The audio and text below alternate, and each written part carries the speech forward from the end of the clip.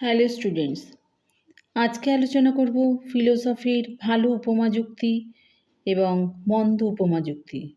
তো প্রথমে বলবো ভালো উপমা যুক্তি বা উত্তম উপমা যুক্তি কাকে বলে, তার ব্যাখ্যা এবং উদাহরণ, আর পরে আমি বলবো মন্দ উপমা যুক্তি, তার ব্যাখ্যা এবং তার উদাহরণ।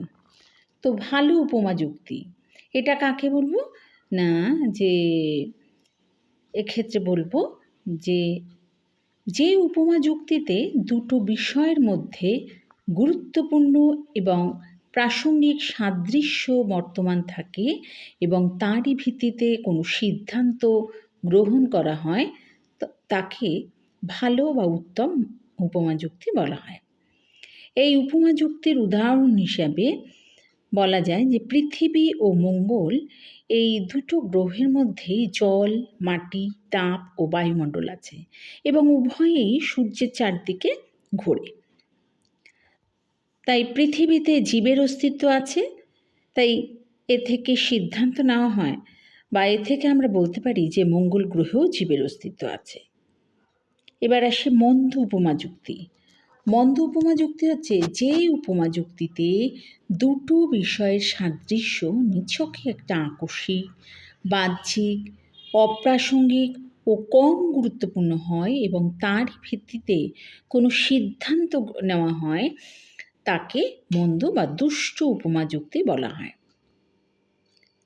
এক্ষেত্রে উদাহরণ হিসেবে বলি যে কুকুর ও চেয়ার উভয়েরই 4টি পা আছে। কুকুর কামড়াতে পারে, সুতরাং চেয়ারও কামড়াতে পারে। তাই এক্ষেত্রে কিন্তু এই কথাগুলো কিন্তু মন্দ, তাই যুক্তিগুলোও মন্দ, তাই এটা হচ্ছে মন্দ উপমা যুক্তি। তাই মন্দ উপমা দোষ কাকে বলে এবারে বলি, যে উপমা যুক্তির মূল্য সাদৃশ্যের সংখ্যা ও গুরুত্বের উপর নির্ভর করে।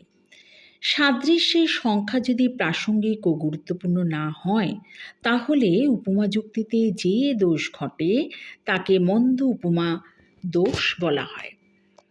গুরুত্বহীন বা অপ্রাসঙ্গিক সাদৃশ্য ধর্মের উপর নির্ভর করে উপমা যুক্তির সিদ্ধান্ত গৃহীত হয় বলে একে মন্দ উপমা দোষ বলা হয় বা এক্ষেত্রে মন্দ উপমা দোষ দেখা যায়। যেমন ক্ষেত্রে বলি যে যেমন উপনিবেশগুলি ফলের মতো, কারণ ফল পাকলে যেমন গাছ থেকে পড়ে যায়, ঠিক তেমনি উপনিবেশগুলি সমৃদ্ধ হওয়ার পরেই তাদের মূল শাসক দেশ থেকে বিচ্ছিন্ন হয়ে যায়।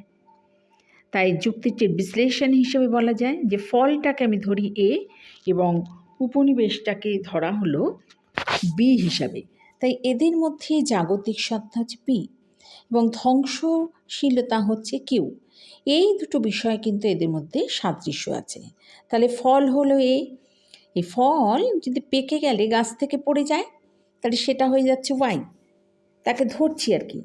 এবার উপনিবেশ হচ্ছে বি, এই উপনিবেশ এটা সমৃদ্ধশালী হলে দেশ থেকে কিন্তু বিচ্ছিন্ন হয়ে যায়, তাহলে সেটাকেও আমরা ওয়াই ধরছি।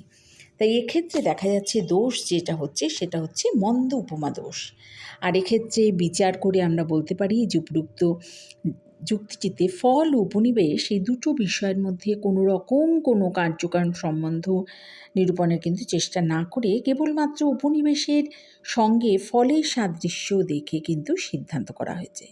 কিন্তু উপনিবেশ ও ফলের মধ্যে এমন কোনো গুরুত্বপূর্ণ ও প্রাসঙ্গিক সাদৃশ্য নেই যার ভিত্তিতে উক্ত সিদ্ধান্ত যুক্তিযুক্ত হতে পারে। তাই এখানে উপনিবেশ ও ফলের মধ্যে গুরুত্বপূর্ণ বৈসাদৃশ্যগুলি উপেক্ষা করা হয়েছে। কাজেই যুক্তিটিতে হেতুবাক্যের ধর্মের সাদৃশ্যের সঙ্গে সিদ্ধান্তের অনুমিত ধর্মের প্রাসঙ্গিকতার অভাব আছে বলেই এই যুক্তিটাতে মন্দ উপমা দোষ ঘটেছে। তাই এই হলো বিশ্লেষণ ভালো উপমা যুক্তি ও মন্দ উপমা যুক্তি।